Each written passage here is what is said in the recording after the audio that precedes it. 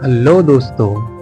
तो स्वागत है आज मॉर्निंग में। और आज हम नया ब्लॉग शूट करने जा रहे हैं जो कि हमारा एक ट्रेवल ब्लॉग होने जा रहा है।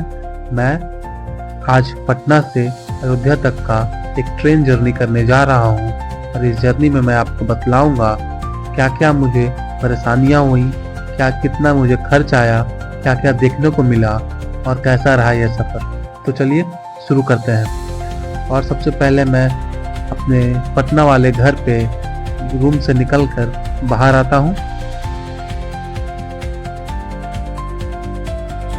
फिर मैं अपने गली से निकलकर मेन रोड पे ई रिक्शा का इंतज़ार करने लगता हूँ। बस मेरा इंतज़ार कुछ क्षणों का था क्योंकि थोड़ी ही देर में एक ई रिक्शा मेरे सामने आके लगती है और मैं इस पर बैठकर अपने जर्नी के लिए रवाना होता हूँ।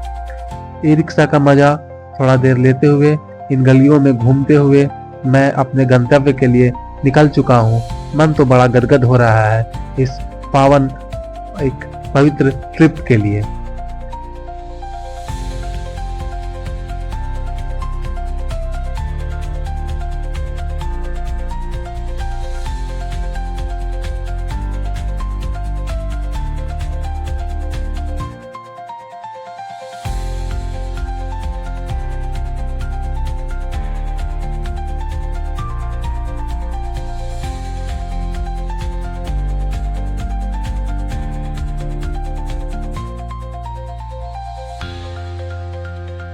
तो पटना के बेली रोड पे हमारी बस तेज रफ्तार में दौड़ती हुई हमें पटना जंक्शन के लिए ले जा रही थी।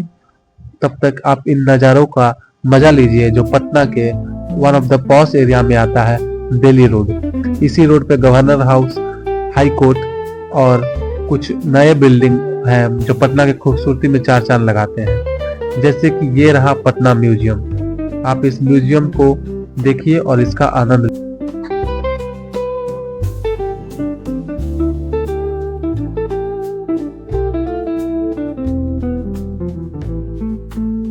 थोड़ी देर जाम में हमारी बस रुक जाती है।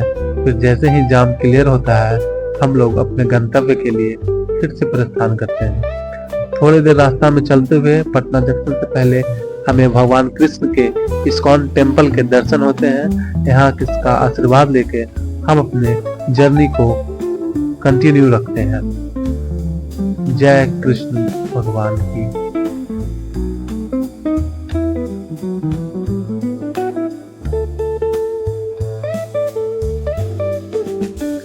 अब हमारी बस पटना जंक्शन से थोड़ी दूर पहले ही हमें उतार देती है, जो कि अच्छी बात नहीं है, फिर भी उतार देती है। अब मैं थोड़ी दूर पैदल चलकर पटना के बने नए Patna hub multi modal city parking और बस स्टैंड के लिए चल पड़ता हूँ। पटना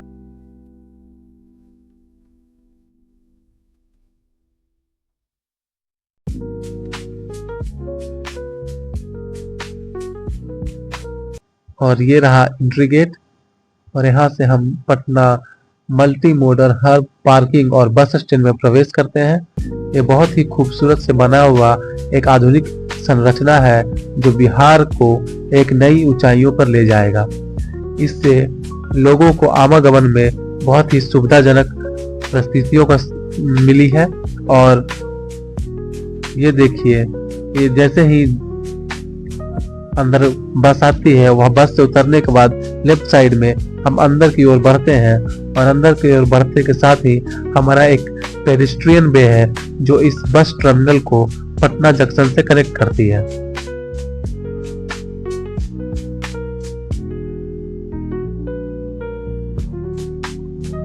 ये रहा वो पेडिस्ट्रियन सबवे।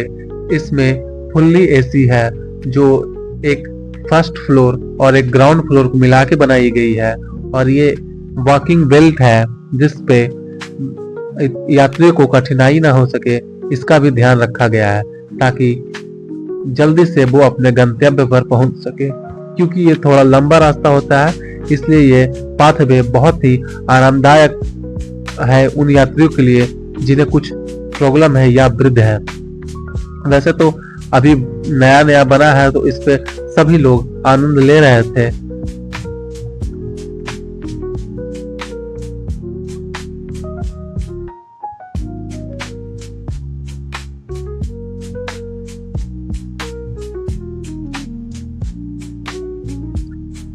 और यहाँ से एक सीढ़ी नीचे जाती है जिसमें एस्केलेटर भी लगा हुआ है।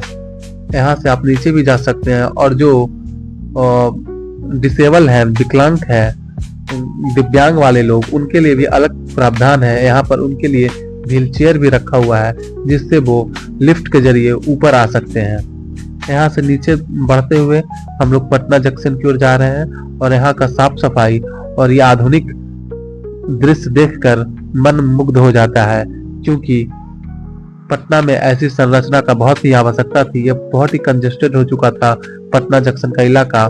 लेफ्ट साइड से यहाँ मल्टी मॉडल पार्किंग की ओर चला जाता है, जहाँ से हर जगह जाने के लिए आपको टैक्सी, टेम्पो वगैरह मिल जाती है और ये सीधा रास्ता पटना जंक्शन की ओर चला जाता है।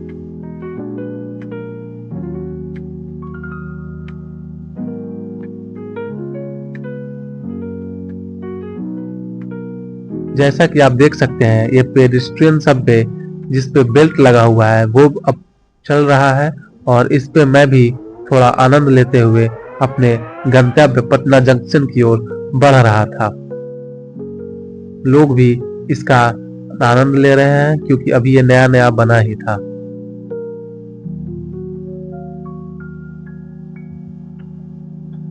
दोस्तों ये मेरा पहला ब्लॉग है और मैं पहली बार वॉइस ओवर कर रहा हूँ।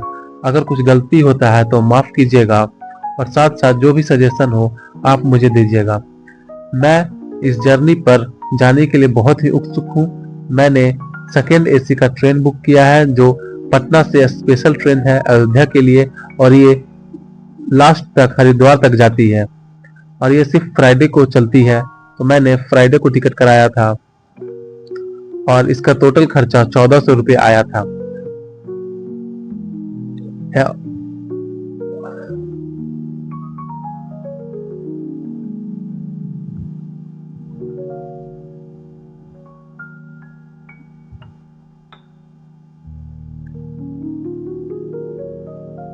अब ये रास्ता हमें पेडिस्ट्रियन सबवे से बाहर की ओर लेके जाएगी जहां से पटना जंक्शन दिखेगा। और ये देखिए कितनी सुंदर गार्डनिंग हो रखी है और लोग इसे प्रॉपर पटा रहे हैं, नरिश कर रहे हैं और साफ सफाई कितनी सुंदर है यहाँ पर। बगल में जैसे ही बाहर निकलते हैं ये हनुमान मंदिर का नजारा है लेफ्ट साइड में और मैं भी सीढ़ी के माध्यम से, एस्केलेटर के माध्यम से ऊपर जा रहा हूँ।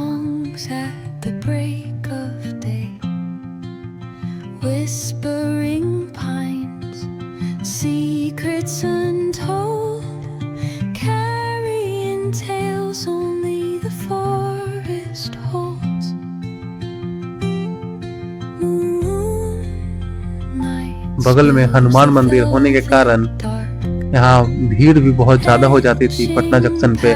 अब इस नए पेडिस्ट्रियन पाथवे बनने से यहाँ कंजेशन का उतना ज्यादा दिक्कत नहीं रहा है। सामने जैसे ही हम बाहर आते हैं पटना जंक्शन हमारा इंतजार कर रहा होता है और ये पटना जंक्शन की कुछ नजारा है। साथ ही में हमारा तिरंगा ऊंचा लहराता हुआ हमें फक्र महसूस होता है अपने तिरंगे पर। बगल का नजारा देखिए आप पटना जंक्शन का। ये रहा वो हनुमान मंदिर, जस्ट उसके बगल में पेडिस्ट्रियन सबवे है का एंट्री है और इस दृश्य को देखिए। पटना जंक्शन का स्थापना 1861 में हुआ था और पहले इसका नाम बांकीपुर था। मैं भी इन नज़ारों का लुत्फ लेते हुए और हनुमान जी का आशीर्वाद लेकर मैं भी अपने जर्नी को आगे की ओर प्रस्थान करता हूँ।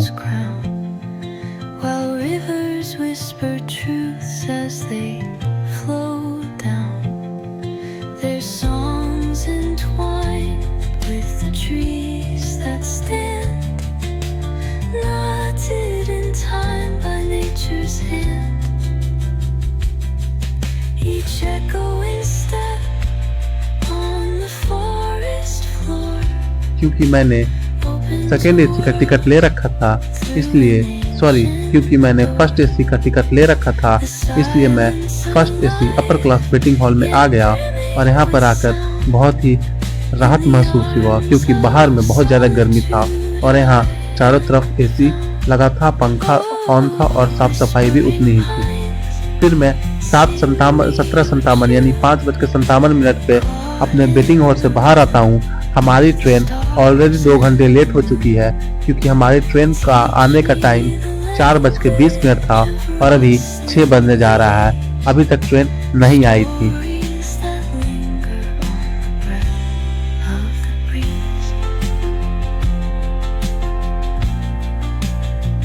आते जाती ट्रेनों को देखकर मन में ऐसा महसूस हो रहा था कि कब हमारी ट्रेन आएगी, कब हम अयोध्या के लिए प्रस्थान करेंगे।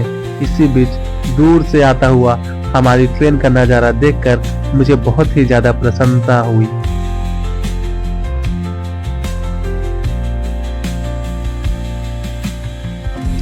और इस प्रसन्नता की खुशी आप मेरे चेहरे पर देख सकते हैं। मैं बहुत ज़्यादा एक्साइटेड था अपने इस जर्नी के लिए। तो जैसे ही हमारी ट्रेन प्लेटफॉर्म पे आ रही थी, मेरा एक्साइटमेंट का लेवल और बढ़ता जा रहा था। पर मन में ये दुख था कि ऑलरेडी हम 2 घंटे लेट हो चुके हैं। जहां ट्रेन 4:20 में आनी थी, अब 6:20 हो चुका था और हमारी ट्रेन आके लग रही थी। मगर हमसे एक बड़ा भूल हुआ कि हमारा जो कंपार्टमेंट था वो आगे नहीं पीछे की ओर था, इसलिए भागकर मैं पीछे की ओर चला गया और मुझे जाने पर पता चला कि और पीछे, और मेरा जो बोगी था, कंपार्टमेंट था, वो सबसे लास्ट में था।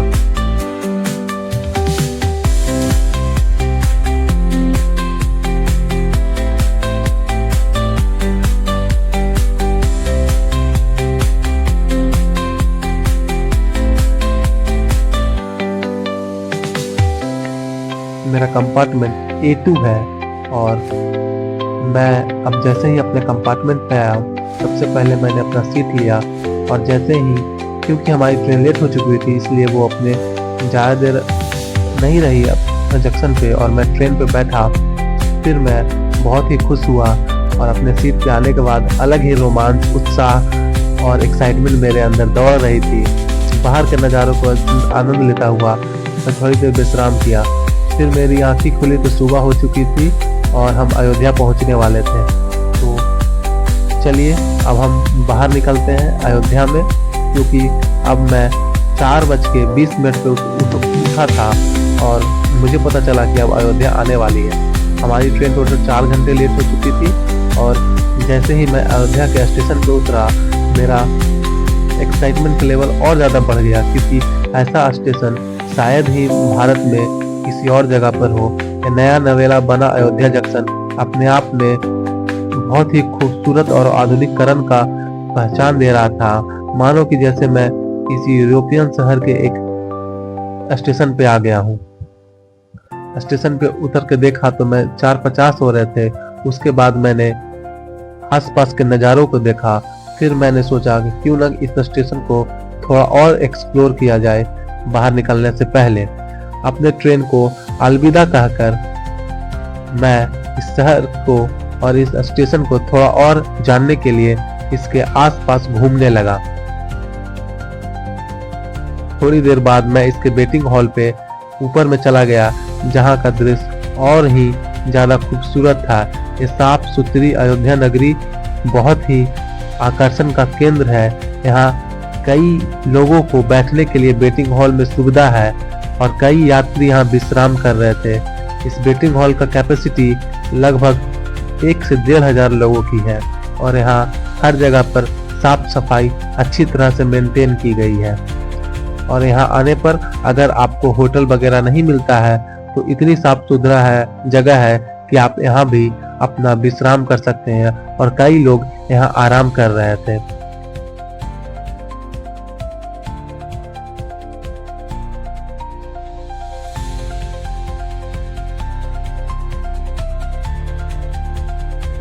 फिर मैं बाहर निकल के देखता हूँ और स्टेशन को और अच्छी तरह जानने की कोशिश करता हूँ। यह फैन अपने आप में एक अलग ही दृश्य पेश कर रहा था। जैसे ही स्टेशन से बाहर आते हैं, रामलला की एक मूर्ति हमारा स्वागत करती है। ऊपर का नज़ारा, नीचे का नज़ारा, हर जगह आधुनिकीकरण का संकेत मिल रहा था। सब जगह वेटिंग हॉल, कुर्सियां लगी थी, लोग बाग आराम कर रहे थे। नज़ारा बहुत ही अद्भुत था। एक माहौल में शांति था। नीचे इस गिलहरी को देखकर, जो राम जी की सबसे प्यारी मानी जाती है, उसका प्रतीक देखकर अब लग रहा है कि अयोध्या में राम के नगर में हम आ गए हैं। अब ट्रेन की सारणी को देखकर हमें पता चल गया था, और यहाँ उतरने के बाद भी कि हमारी ट्रेन 2 घंटा लेट है। फिर अयोध्या के एक छोटा सा चित्र सरयू के घाट का यहाँ लगाया हुआ है स्टेशन पे। मैं इन नज़ारों को देख के बहुत ज़्यादा प्रसन्न हो रहा था, और अभी एक्साइटमेंट का लेवल और बढ़ता ही जा रहा था। मैं बिना कुछ किए यहीं शांति के माहौल में और इस आधुनिकीकरण स्टेशन में रह जाना चाहता था। फिर मैं स्टेशन से बाहर निकल रहा था, और स्टेशन से बाहर निकलते निकलते 5:12 हो गया था। मैं लगभग 20 मिनट स्टेशन पे ही घूमा और यहाँ का हर एक जगह एक्सप्लोर किया हूँ। स्टेशन पूरी तरह साफ सुथरा है। हर जगह पर वेटिंग हॉल है, हर जगह चार्जिंग की सुविधा है, और जितना भव्य दिव्य स्टेशन अंदर से था, मानो उतना ही भव्य दिव्य ये बाहर से लग रहा था। मानो जैसे कि हम लोग किसी एयरपोर्ट पर आ चुके हैं, और ये पूरी तरह एयरपोर्ट जैसा लग रहा था। बहुत ही नवीकरण इस छोटे से शहर अयोध्या को इस तरह का इंफ्रास्ट्रक्चर प्रदान करना हमारे गवर्नमेंट को भी एक कहीं न कहीं क्रेडिट जाता है। और यहाँ का माहौल बहुत ही शांतिपूर्ण, यहाँ का हवा में बहुत ही एक सुकून था। बाहर निकलते ही अयोध्या जाम जंक्शन इस पे लिखा हुआ था, और ये देखकर मन बहुत ही प्रसन्न हुआ। साथ में एक मुकुट का लोगो लगा हुआ था। आप भी इस नज़ारे को देखिए और आनंदित होइए।